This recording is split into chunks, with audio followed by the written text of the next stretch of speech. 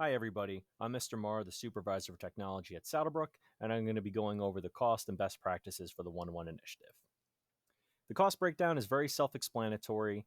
Um, just make sure that anything that happens to the Chromebook is reported to a building principal so the tech department can investigate and follow up immediately.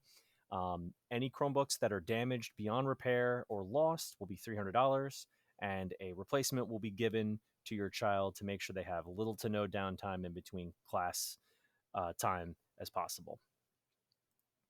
Best practices are very self explanatory. Each Chromebook should have a case, name tag, serial number, and should be fully charged and with your child at all times.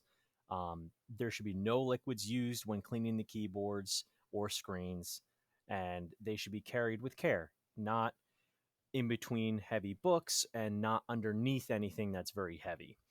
These Chromebooks are very durable with the screen case on. However, we need to make sure that they're taken care of so that way your child doesn't end up breaking them accidentally. My favorite part is the basic troubleshooting. These two keys, the power and refresh button, when pressed together and held, can clear the Chromebook of almost 90% of any issue that pops up, including software issues.